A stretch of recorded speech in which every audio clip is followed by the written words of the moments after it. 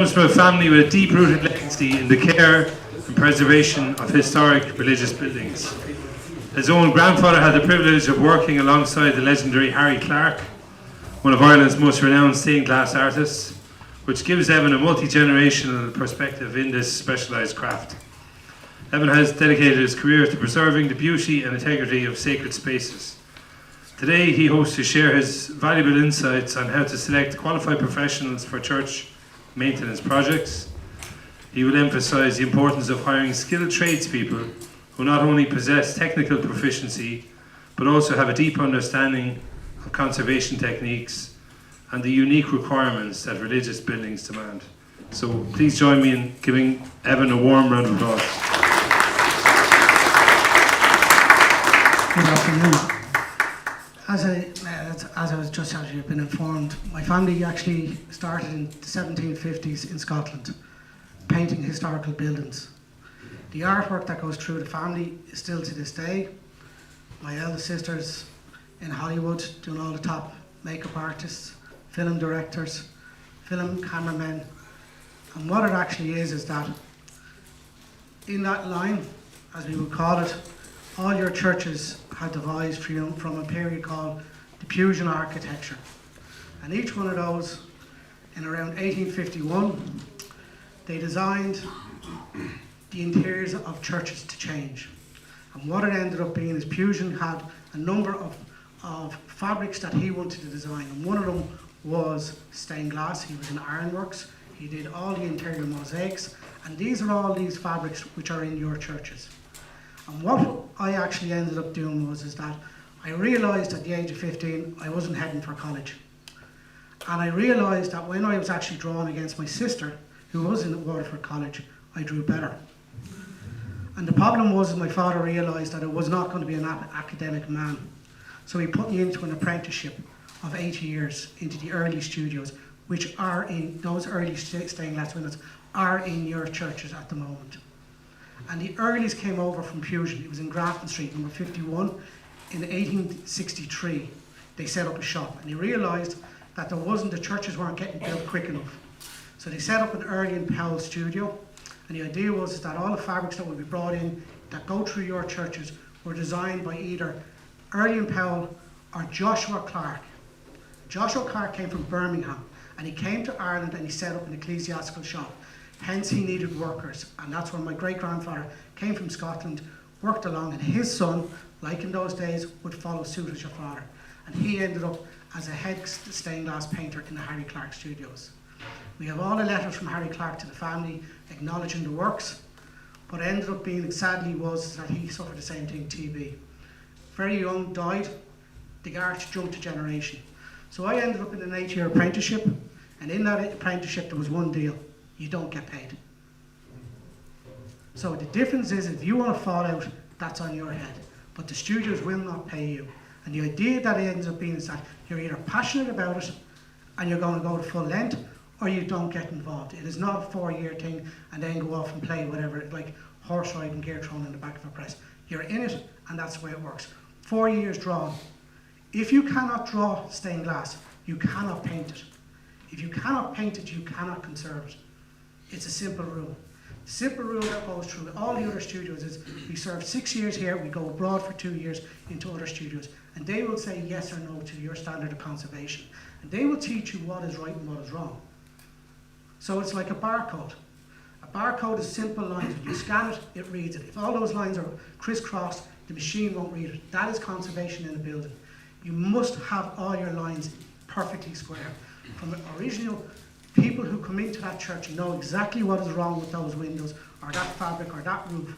There is no point of bringing someone along and saying, that material there will get the piece down in the hardware. Your conservation officer will say no. It has to be Canadian pine. They call it famine pine. It was used as ballots. It came in, it was on the ports throughout Ireland. It's throughout the country in churches.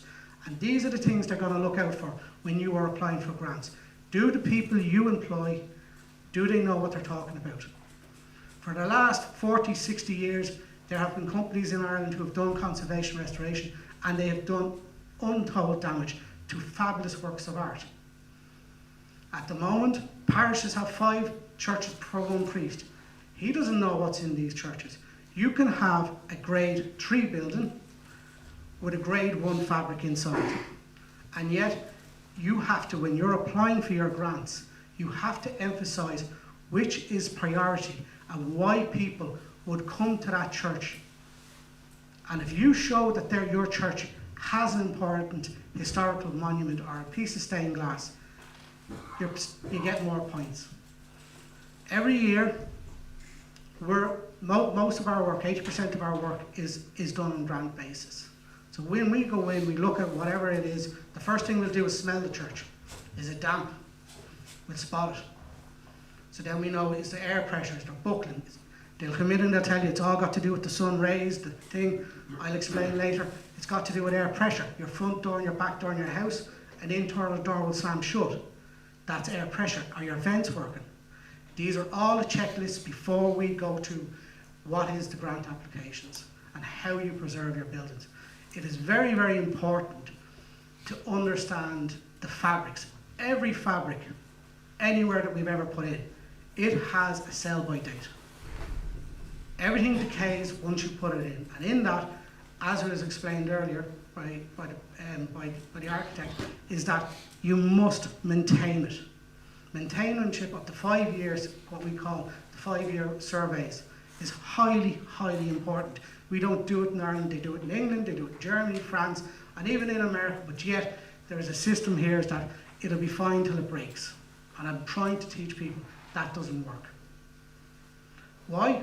Because something that could cost £1,000, maybe £5,000 to fix, could end up costing you £250,000. Why? Stained glass window leaks. It comes down, it hits the plaster, the NHL, it freezes, it expands, it blows the NHL, it then comes in, destroys all your paintwork, comes onto the carpets, all the timber, dry rot sets in, wet rot sets in, and we've got bigger problems and we're chasing these.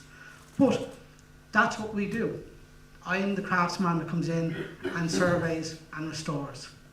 And I've been doing this since the age of 15, it's 30 years that I've been at it. I have my own studio in Dublin. I'm the only studio that has set up in the last 30 years that basically just does stained glass and ecclesiasticals. I go from Tralee to Donegal, Strabane, Donegal, Ballinasloe. At the moment, there are 6 churches at the moment that we're working on. I've never got one call back. I've never had to return to one of my works because I'm absolutely paramount about perfection. I do not accept any tradesman in my studio wanting to go home if the job is not finished. And the evidence is there because the studio has survived. Every other stained glass studio that has been in it throughout the country, I'm not going to name them, have all closed because the standard of work doesn't last.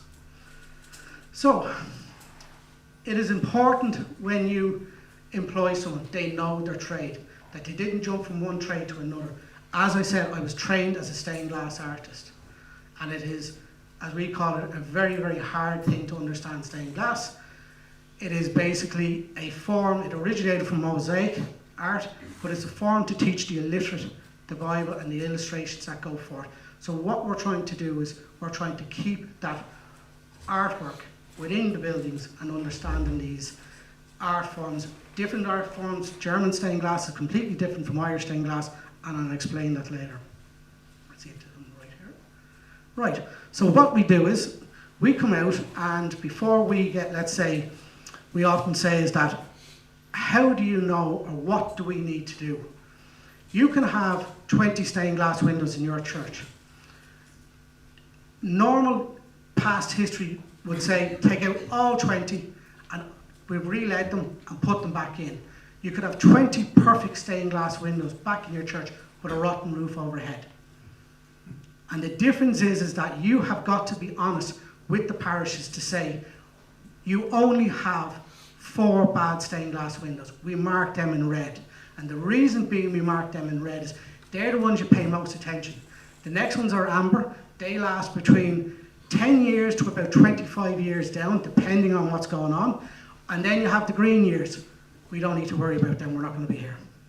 They will last another 60 years. And the idea that ends up being is, if I go into a church and I say, take everything out, which has happened in parishes, and take it all out, and you leave a massive debt there.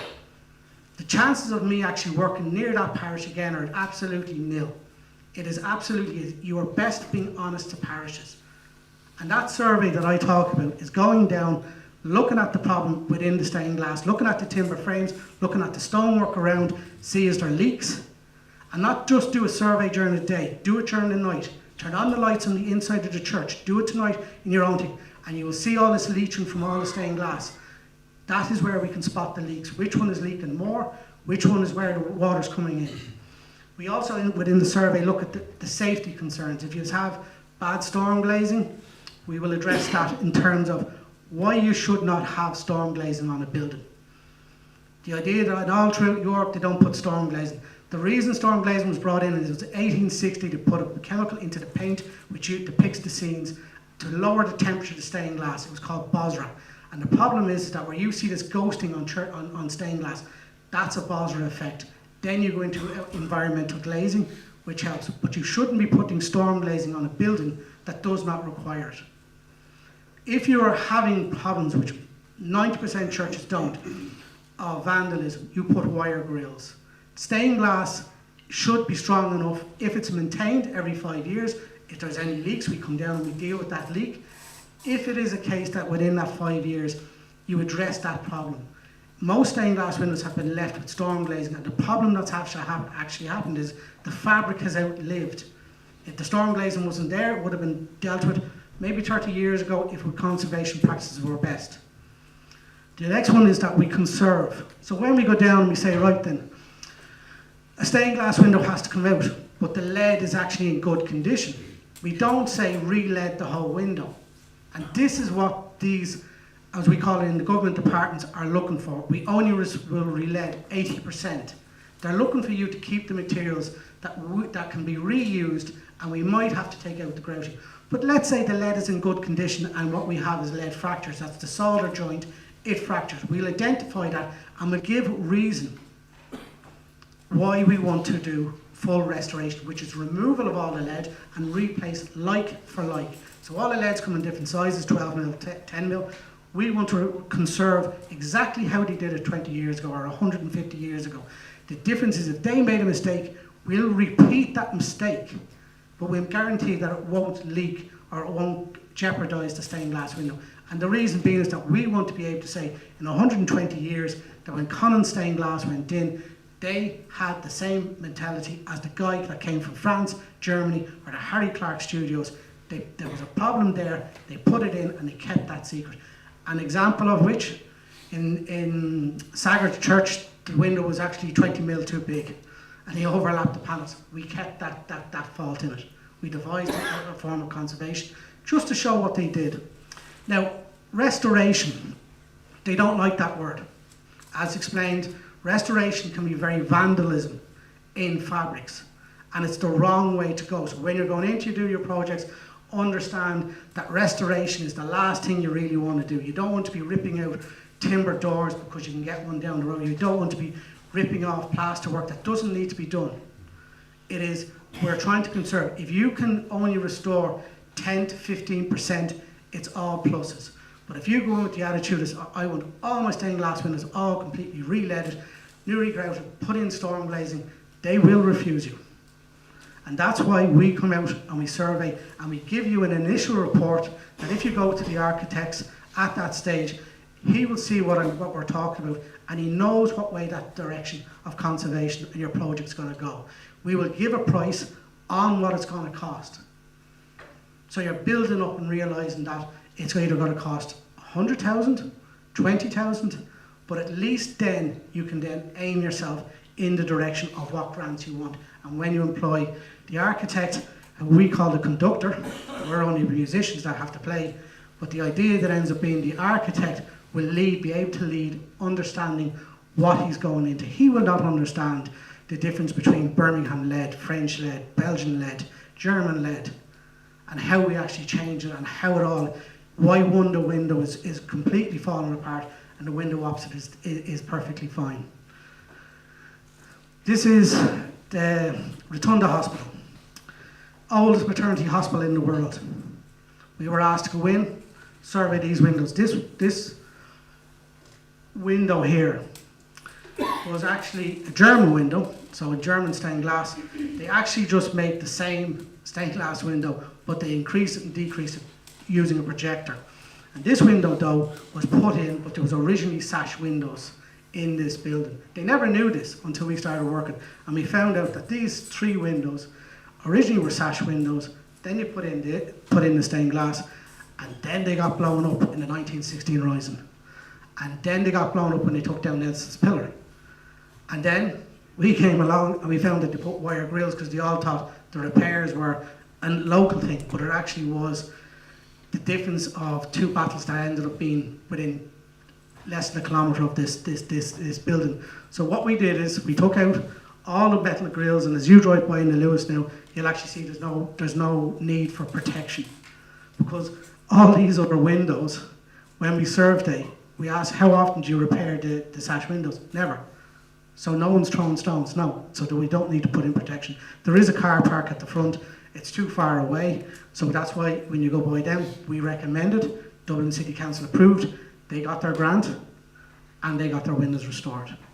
So the idea there is that in this whole idea that we end up being, we're qualified scaffolders. We all have tickets, how to get in. We can get in doing surveys. You don't need to be bringing in massive amount of ideas of we need to build a whole scaffold in there to carry out surveys. We've done this, we know how to get in, we want to keep the costs low. Certain parishes won't have all the money for new scaffolds. If it is a case that we end up with a bigger church, we bring in spider hoists. An example of which in St. Patrick's Cathedral, they were looking for €20,000 to go up to get to 1 window. There was 42 windows. I went in, I put a spider hoist.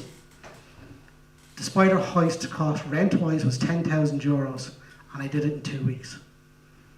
I saved them hundreds and hundreds of thousands of euros.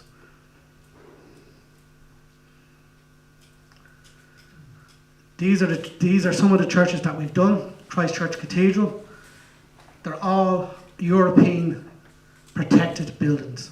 So in this idea, there was high-end in Christchurch. We just did Our Lady's Chapel. We had to bring in glass. We matched the glass that was original in the church. New glass had been put in, so we had to replace it. So we brought glass in from France. So the idea then is that any glass that is actually has to be restored, we match like for like. We don't use a cheaper glass, like let's say what we call tile glass or a hot rolled glass. Again, in St. Patrick's Cathedral, that job was over €20 million to do the roof. We were head of the stained glass section, so that when we took out stained glass, they put the scaffolding onto the windows sills, we put rubber and timber, they could go up and onto the roof to repair the whole roof sections. Every single window, there was 42 windows that had to be removed. Some of them had full conservation, some were just restored. But again, the level of understanding on St. Patrick's Cathedral comes down as well as the air pressure, in that they had not spotted a problem within the fermental bars. We went in and did the survey, and more importantly, they never spotted that if they opened the windows, all the flags inside were going to flutter, and they were only hanging on by a thread. Again, the survey kind of found out and copped on that they needed to put in this whole protection of the idea within the flag systems and everything else, and the fabrics around it. Because you could have a church and you could have a beautiful altar. The last thing you need is someone coming in, putting in a scaffold and banging off it. There is an idea within the conservation is you must take care of the other fabrics around. It's not just what you're in there for. St. Malachy's in Dundalk, that was a Harry Clark window, and it was about to blow out due to lead fatigue. We recognised that. The Harry Clark windows in Lusk, I'll show you later on in part of this, is that we actually found out over a 120-year-old secret about Harry Clark nobody ever knew. And that is, we recorded, we photographed, and we wrote it all down. So this is Strabane. This is one of my last jobs that I did.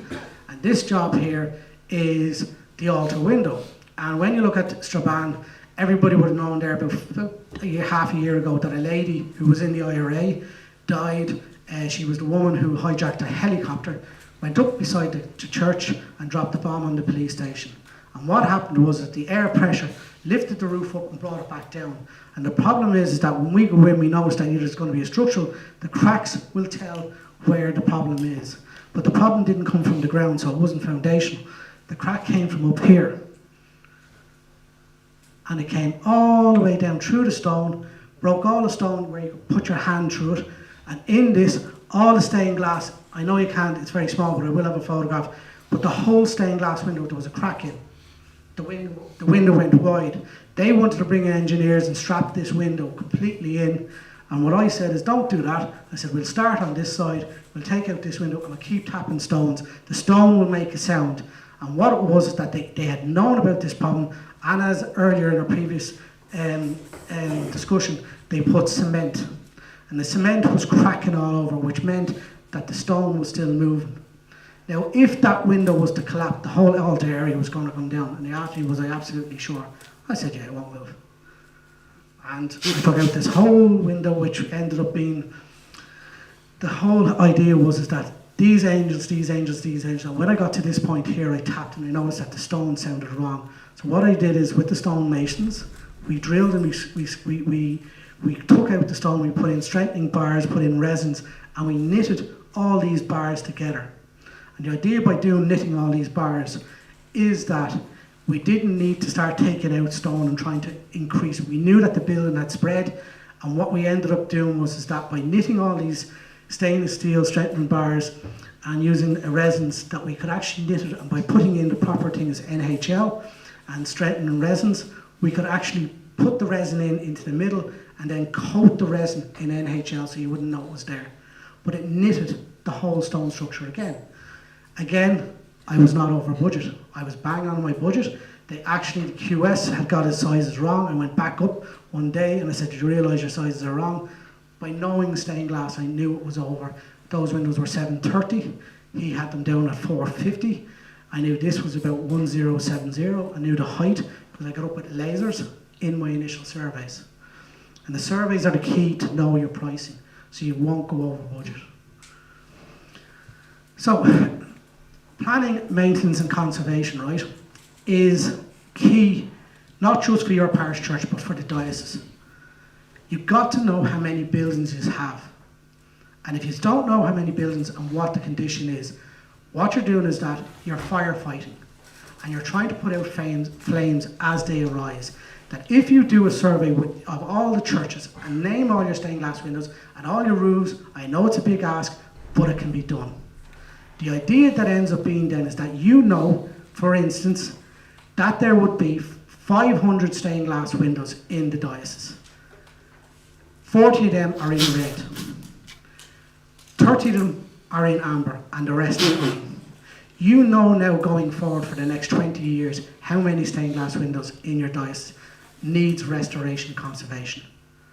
Now, each parish within it and parish committees will say that this is our church and we're going to go like that.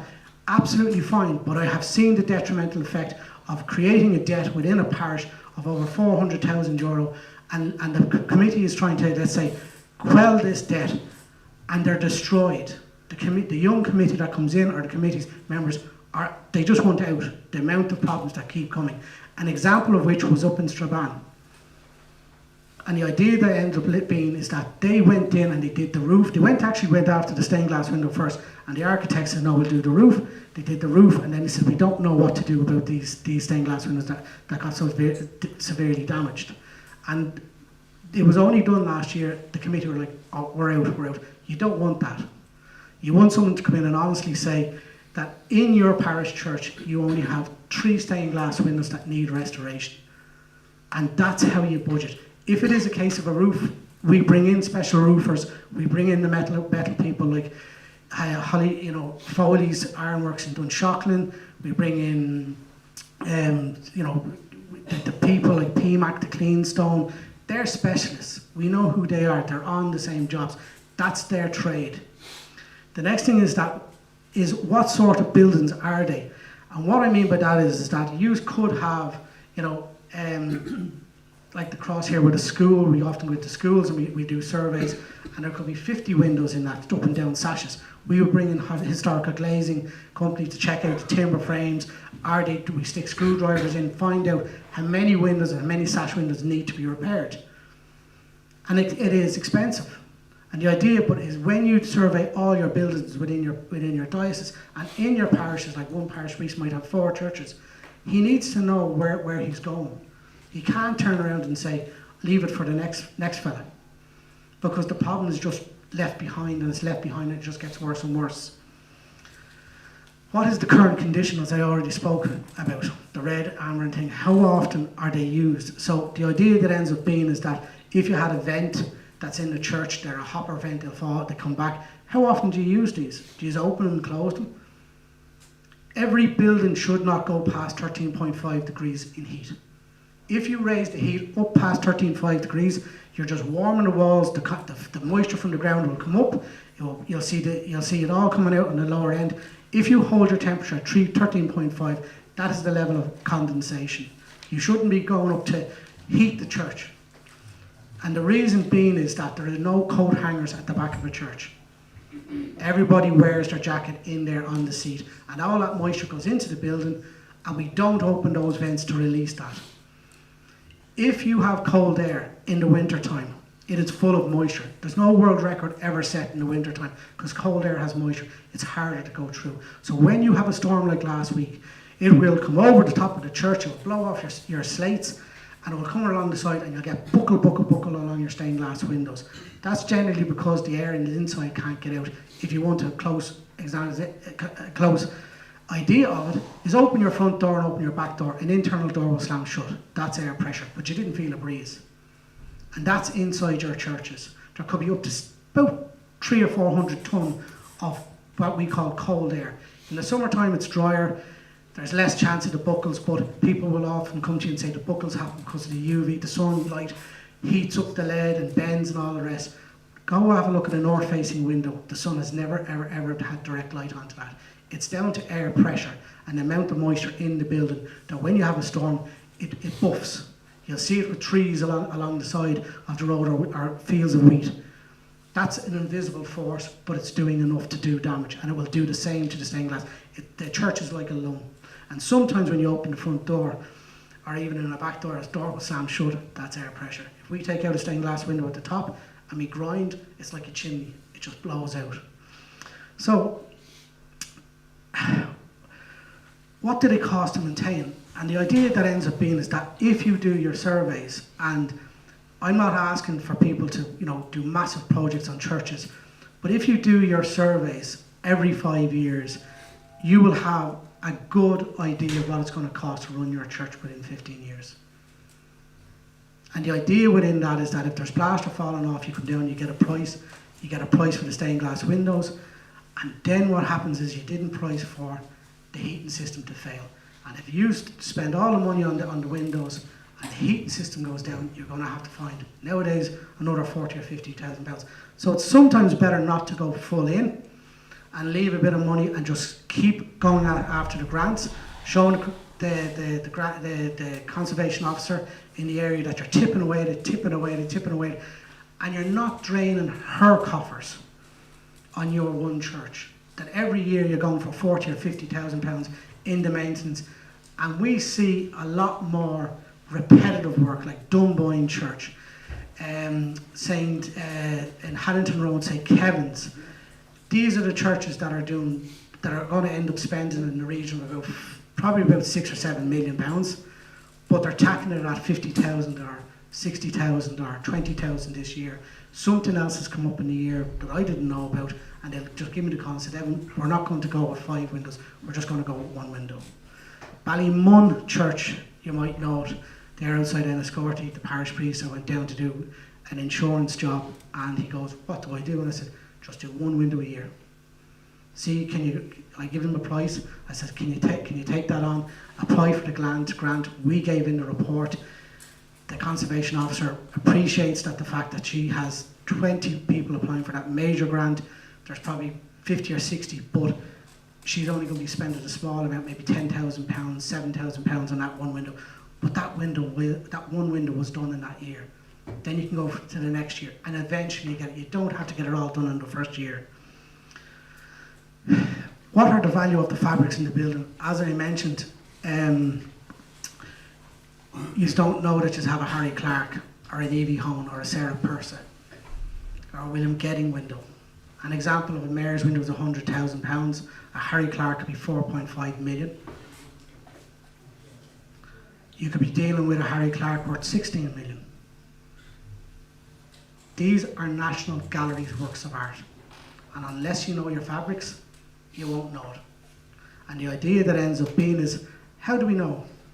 Brian Clark bought a piece of glass in Clark's auction house. It was only a square foot.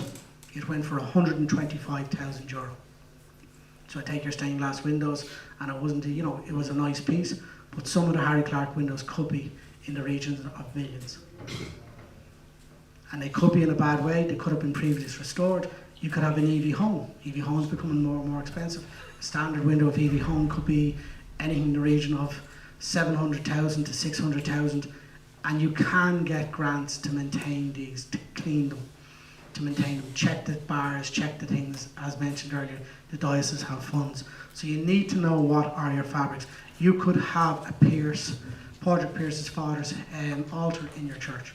A very, very valuable piece of history, and considering the sons were actually executed in 1916, you put this into your conservation report going for your grant. That's what they need to see. They need to see how historical your church is and what the fabrics are. And the last question is, have you actually surveyed your buildings? Hands up who has surveyed the churches in your 1, 2, 3, 4. So 4 churches. And that's what I'm saying, is that if you have a parish, is just go in, survey them all, and you know what's coming down the line. So this is the window up in Strabane. Again, on this explanation is bad workmanship. Someone decided to put in storm glazing on the exterior side, and they put a lovely bar straight down through the figure. So when you stand at the altar and you've seen Our Lady's face straight up, there's a whole black line going down through it. That is somebody doing bad workmanship. In your reports, you're going to state what exactly you're going to do. You're going to remove that. You're focusing on this. You revise that this is the cusps. In these cusps, you'll see later on that the pointing, the actually windows were nearly 2 inches short of the actual stone. So the windows that came in from Germany, you've got to remember they probably came on train by boat, landed in Derry, brought all the way back down by road, and a guy literally had to come over from Germany and fit these, or it was Joshua Clark and Sons went up and fitted these. But the idea behind it is that within this, that's what you're going to see during the day, the beautiful stained glass. But if you turn on the lights at night, you'll see all these leach marks where the water's been coming down, all down here. So you know there's a leak here, you're chasing this, and within your report, before you actually do your conservation, you know what you're getting yourself into. Here's another window of Strabane. You can see the white light that I was talking about that is going up the crack. It went all the way up. The only thing that was holding this window in was the fact that they put so bad a storm glazing on the outside, it was pressing up against it, stopping it blowing out. And the idea there is that we completely took this window out. We basically recorded it. We said that right in the records, so that in 100 years' time, when they do restore this again, they knew what common stained glass did, that we chased this. We have it all marked out that this is where the lead failed. You can see the gap there where the glass cracked. It went on to the next panel. So we understood that it wasn't just the fatigue, something else caused it. And then when we did the survey of what actually happened around the church, we realised that there was more to do with it. Part of Strabane Church, the stonework, as I said, failed. This building could have fallen down on top of anyone at that stage. So this is what we call, it wasn't an A-structural stone. An A-structural stone holds the weight of the whole rose window. But this is the pointing. We've marked in window 116 as part of the architectural drawings, and architect will label all his things. The architect will see it's section C, size, and anything information we can put on these windows when we're taking them out has to be done. This is the edge of the stone, as I said, and that's where the original panel came to. It was completely short of the actual size. So in that case, we apply for, within the conservation report, we're going to do additional leads all around, so we don't have this high-end putty or cement. Again, with this stone was put back, we drilled into the stone and into the receiving stone. We put a pin in and we put resins in to basically reuse these stones. We don't set out to repair or replace these stones. We keep everything that we can and make sure it's structurally grade 1 standard. Again, this is the window. This is how the window was. Perspex used, it goes yellow, wrong material. Putty that was used, linseed oil, sand mastic, wrong material on a sandstone. You would get a sweat mark all the way around here from the oils that would come out. You can see here that the grouting and the pointing when the church moved had cracked. You can see here was that they had been putting in these cements and putties. Here is the wire grills. The original window had wire grills. It didn't have a storm glazing on the outside. And something happened, and the big problem here is when you're surveying, you have to know your stone. This is a sandstone from Donegal. There's 3 sandstones in Donegal. One is good, one is medium, and one is poor. This one was poor, so it's very, very soft. So it didn't give a lot of strength, so they didn't put on, they knew this, and that's why they put the Perspex for lightweight. On this photograph here is a problem as discussed earlier with the architect. Portland cement, as soon as there's any pressure, a crack appears. Now that stone, when we hacked out all that cement, we could actually put our hand straight through. That stone there was held in another pressure, which is down here on this side. They're all kind of based on gravity. And you have to understand, this is what we call an astructural stone, that it holds the weight. We knew that this stone here hadn't moved, and we checked the rest of them, so we cleared this out again. We basically put in a false clay base, put in a resin. Resin sets within the 2 stones, and then we basically come right around with NHL that you don't even realise that there's a special stone fixer inside. And again, a lot of the works that are involved in that are done by specialists, and we're all grade 1 specialists. Make the most of your budget. Choose your conservation projects carefully. As I said, you don't need to be doing the whole church straight away. Most of the fabrics might last another 20 years. You get 20 years out of them. I don't think you'd be throwing your car tyres out if you knew you could get an extra year out of them. Get the best use of the finance resources, and that's what I'm kind of explaining is sit down with your conservation officer, have the talk. Don't just apply and say there it is there. Bring them down. Let them see that there's a whole community involved. That's what they want to see. And the idea then is that they know when the second application or the third application comes in the years previous, they know the site. They know you're caring for that grade 1 building or the parish church or whatever the case may be. And the reason is that I've often gone and people would say, can you come down and I say, have you talked to council? Oh no, I don't need to. I just need to get this and fill out the form. It doesn't work like that. Ask the conservation officer, like I said in Ballymun, is right one, and have the conversation that this is what you want to do, this is your plan going forward, and they'll always be positive about that. Use conservation grants where possible. It is paramount that you use grants now. The Irish Georgian Society and there's other grants that are there. I won't speak too much on that because the person after me is going to talk to you more about those sort of things and about how they will help you. But the idea of what I'm here is to basically, I'm before that that whole process of going to your church, going to your buildings, finding out what exactly has to be done. So this is what a preliminary report will look like when I come down. I will mark out and I will actually label all your windows, all like that. It doesn't have to be detailed at this stage, but what it is actually showing is this is up in Donegal, and as you can see that all the red windows, this is an EV home window, and it has severe structural cracks in it. But in my report, I'm pushing for this window to have the conservation report done next year. These ones need to be done within the next, as we said, 5 to 10 years, but must be done. These ones here are up to about 25 years, and if they have the money afterwards, just keep working like this. And in this was the extension. They put in new stained glass windows, they're green. They don't need to be worried about it. But what it does is just gives you an insert of where the stained glass problems are arising and why a lot of these will have vents and things like that have problems we will identify. And then there's this one. So This is where an architect will come along and say, Evan, we need you to go in and do a full survey. And as a question before, what does the survey cost? It depends on what we're going after. If we're going to do the whole job and you're going to spend millions and millions, we can identify everything from the roof, lightning, stone cracks, louvers that don't have 314 wire mesh to stop the bats getting in, timber louvers that are rotten at the base, things like that, stonework, the guttering leaks where the joints on the gutters will be leaking, coming down, causing a crack, bad pointing, then leaks in, it comes in here, it destroys all the fabric on the top sill.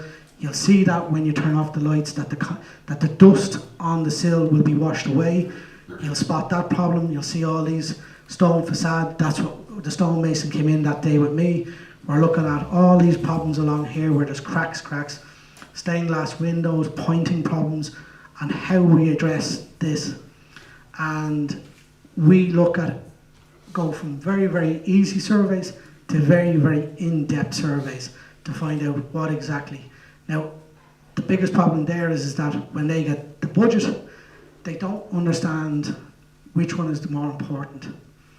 And the previous little report that I did, I already showed you, but you got that before it ended up being that. Because all these are red dots and gables and roofs and slates and stuff like that.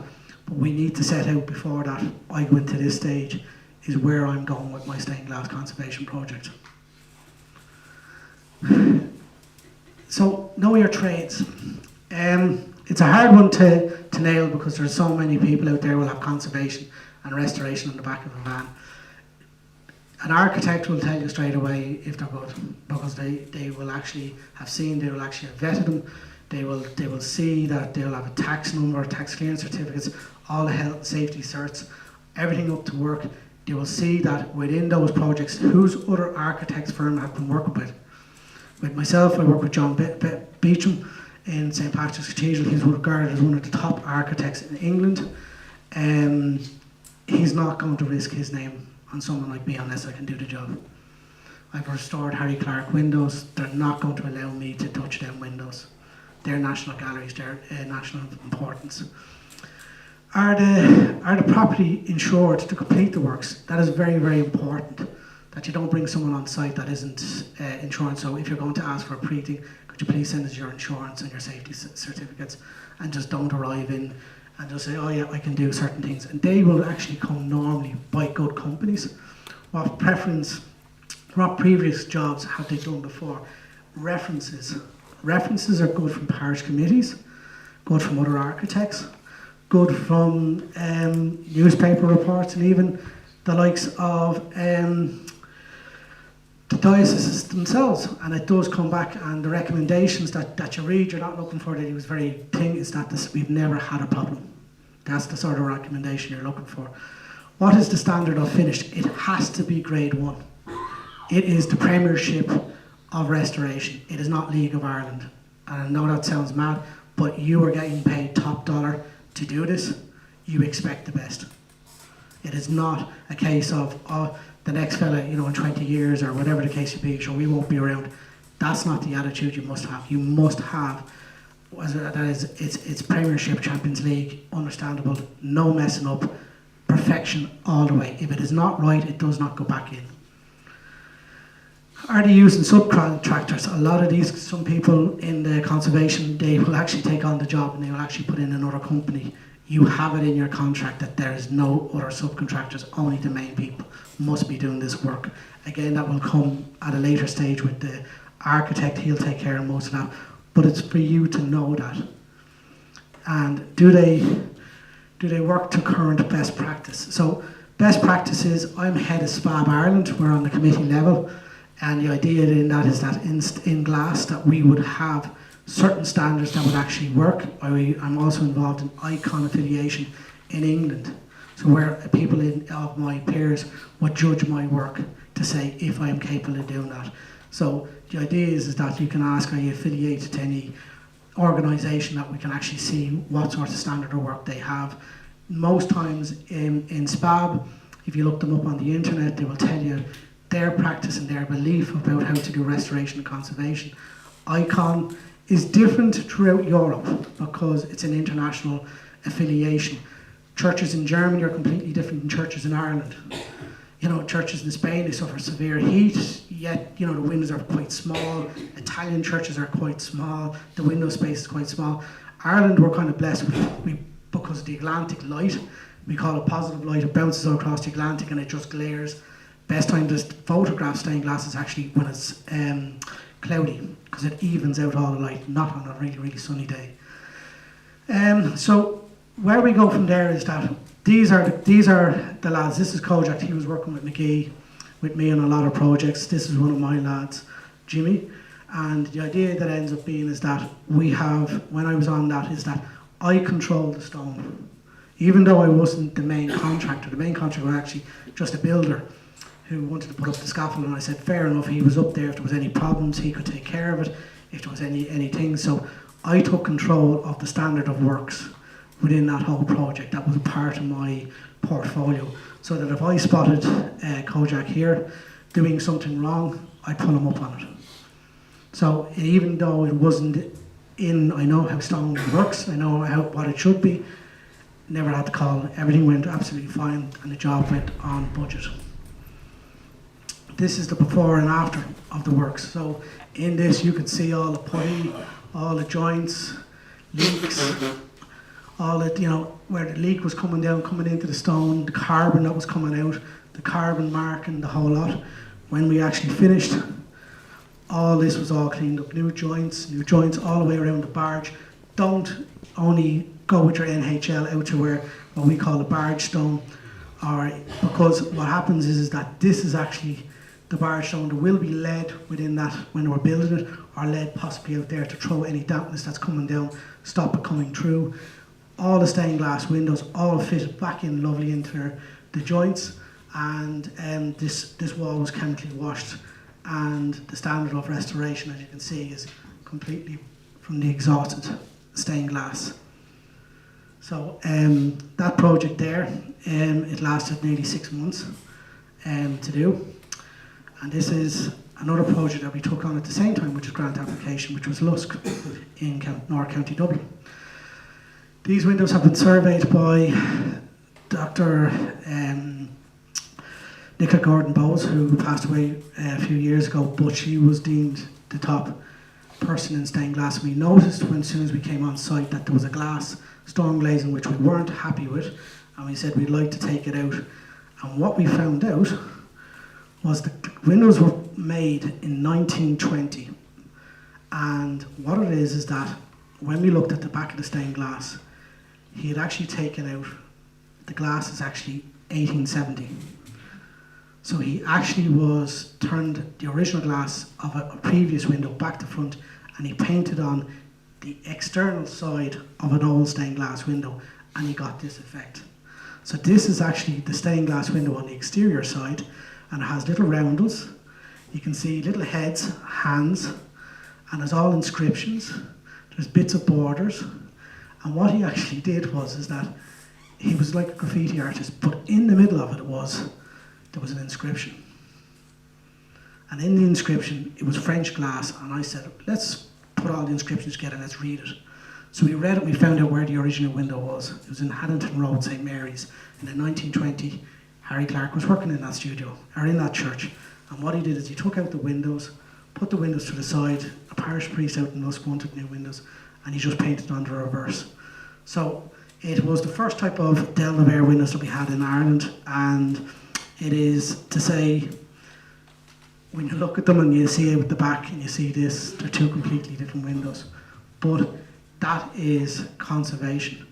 We put in special isothermal glazing, and the idea was that we had to protect the paint on this side as well as that side. So it was both reverse and conservation.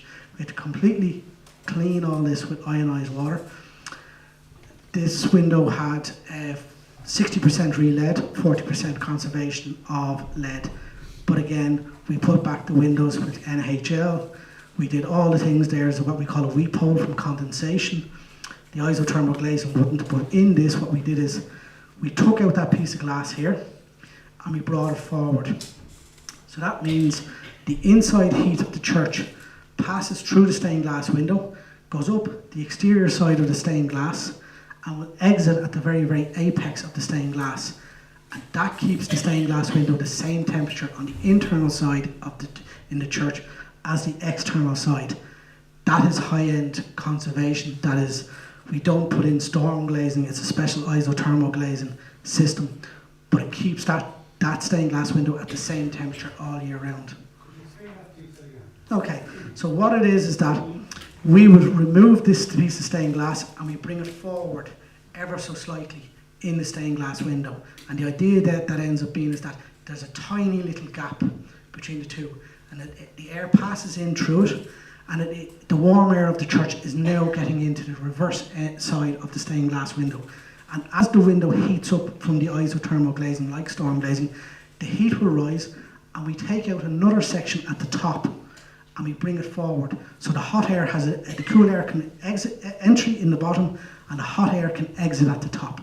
So we keep the stained glass window at the same temperature. So it comes all the way up, and it basically ends up being the exact same. So what was happening before is you put storm glazing in front of stained glass, and the heat builds up in that gap between the storm glazing and the stained glass. And what I did is I got a piece of glass and I brought it more to the internal side of the church by about 5 mil, and I left a gap around that piece of glass that the cool air could get in here, and as the sun was on the isothermal, it went up, and I did the exact same at the top, and it could also exit it. So the outside storm glazing was sealed? It was, and the idea that ended up being is that it basically stops any condensation, but the new system that I put in, it keeps the paintwork on the internal side of that stained glass window, this window, and this the exact same. So it'll be exactly 13.5 on this side of the window, also on that side of the window.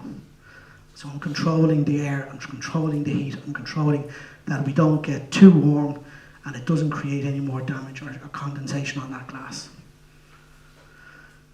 So this is by the same studio, Clark's.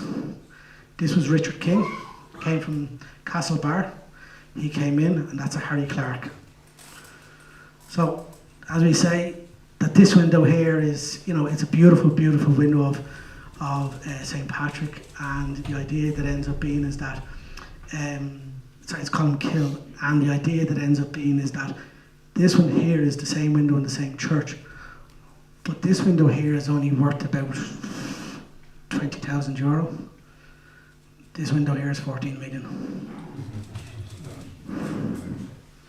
So the idea that ends up being is that you will not get another window like this, and his value is only going up and going up and going up. So what you have in your churches, it has to be surveyed, and you have to find out the value of them and how you restore them. You do not use fairy liquid or Brillo pads or anything like that on these. It's special solutions. Okay, so this is my own work. So this is kind of like the stained glass head that we would do. It's my own style. And we also did the Pope's vehicle. So when the Pope was in Ireland, Skoda sponsored them, and I put all the stained glass windows into the car. And he lit the car, and we put it into the RDS. So the idea that ends up being is that, it is about the families, and all the families throughout the world. So it's all of different aspects of the family together in different places and how it actually was. And the idea that ends up being is that, again, stained glass is telling a story. It's going back to the basis of it. And the idea that ends up being is that not only have you got old stained glass windows, I also encourage us to put new stained glass windows in, because we need to keep the new artistic appreciation of stained glass and the rich history. And the only other thing I will say is that in stained glass is that if you can also think about, and I'll give you an example, in St. John's Church Cathedral in Limerick, and you take St. Mary's, which is Church of Ireland, they're less than a kilometre apart, and St. Mary's gets a lot more grants because they advertise it as a tourist destination. And one of your applications that you'll end up seeing is that, how do we make it anyway? If you have a Harry Clark window, or if you have some form of art in your church, it is a tourist attraction. And It is like all the churches that end up being, there's postcards, there's, even in St. Patrick's Cathedral, they have headphones, they send them around, and they make most of their money on tourism. And it's part of this grant applications, is you're passing this on to other people. And the idea that ends up being is that within the diocese, if you did know where all it is, you can create yourselves an app of where your best stained glass is, where the best history is. And the grant applications would appreciate that. I know it's not religious, but it is one of the reasons why the Church of Ireland, which has been discussed in previous years, is why they get grants so much of these when their congregation is down to 14. It's they open them up to bus tours and everything. And it's an area that, if you're doing applying for it, is identify your stained glass, identify your artist, identify the mosaics. And it's a great, great benefit when you're applying for your grants. Thank you.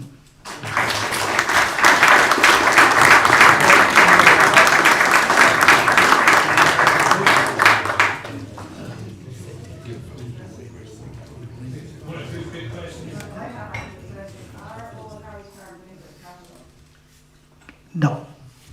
They say the problem is that to have a Harry Clark, you need to have a signature on the bottom of it. There's 3 types of Harry Clark windows. As you can imagine, it's a lecture in itself. He was a busy man.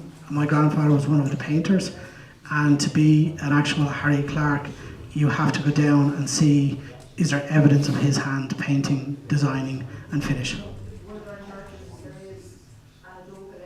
Yeah. Yeah. If it is, you'll see his style. I'll know his style when I go in, and a lot of times people come in and say that's such and such, and I don't know that. It happens more in the west of Ireland, like Katrina O'Brien's work. You know, it's very close to different artist styles. You've A. Childs. It will be signed, yeah. Yeah. Harry Clark Studios, depending on what it is, you will often see. You'll see firstly, what you'll see is Joshua Clark and Sons, North Frederick Street, 53 North Frederick Street. And the reason being is that was his card. He died in 1921. His son Walter lived to 1929. Harry Clark, when Walter died, Harry Clark died 1 year later. So the real name of a Harry Clark Studios and Harry Clark is very different. When Harry Clark died, this man here, Richard King, took over the studio. He was the manager, and he still wrote because you had to be an artist as Harry Clark Studios. And the difference is that, as the previous question is, they're all roughly the same depending on the years. If it is a 90, they went all the way up to 1973. It depends on what the window is and identifying who painted it, and that's your value. And that's where I would say on that. Yep. Before we get to check it, take it for us. I do it. You basically call me in. I think we have one. Excellent. So you'll know very quick when you go down. Like we spotted a small window in Kiltiernan, who I believe was Harry Clark, and there's still a big thing on the debate on whether it was his hand or it was this other artist. Yep. There are Harry Clark, well, as I said, I'm interested to find out in Clonakar Church. Right. Well, yeah. There is, yeah, but as I said, for authentic, you have to get it checked. I understand. Yeah. And you say you don't need any storm gate? Technically, if you restore your windows perfectly, you do not. Restore or conserve your stained glass windows properly, you do not. If you take your storm glazing off now, the best thing to do is put a hose, start at the bottom, and have someone on the inside to tell it to stop. You'll soon start seeing that the windows will be leaking, and you'll have to put back storm glazing until you have the money to get those windows fully conserved. And that means removing the window, taking out the old grouting between the lead and the glass, and making them waterproof. But if you get your window fully conserved, you do not need storm glazing. Go ahead. Yeah, you should keep your church at about 13.5, and it helps with your planning of your bills, because anything that goes up, You're just opening the door and the temperature's going to come down and you're letting the heat back out. And it's what they call historical temperature. Anything above that 16, you're going to get condensation because the temperature difference. Anything below it, the fabrics are going to sweat, which is condensation. But again, we would actually just basically ask you to read up on it for you to understand and to know what it is. Lou. Yeah. Sorry, Lee. This is a difficult question for you. Apart from yourselves, who would you recommend as authentic and very good restorers of stained glass windows and repairers? Okay. Well, are there any other genuine? Okay, the genuine question. We have a very elaborate.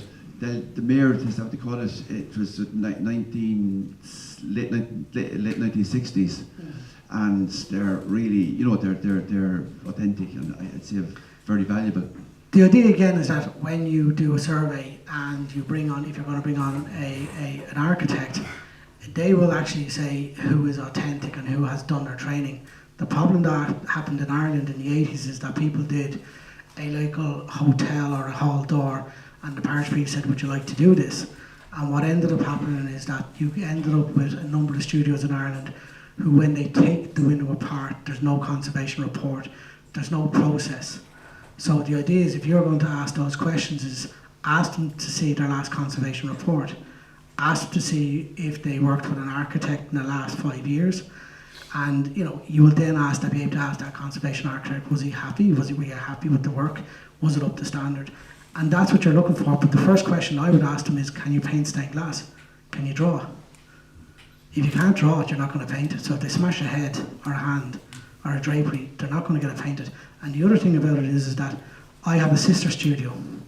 So if I got wiped out in a car crash and I was in the middle of a job, there is another studio, part of my insurance policy, that takes over the job. Another thing is, before you take out your stained glass windows, are they insured? In the vehicles I have to get put in, if they're going across the River Shannon, I have to pay for a sub-act routine in case the van goes into the Shannon. It's madness. But it's your property, but I'm taking it out of your church, so I have to be insured. These are all the lines, as I call it, within the barcode system, that you just have to know, which I would be telling you in the preliminary report what you should be looking for. Any questions? Okay, so we'll just take 3 minutes. Is that okay before I can speak?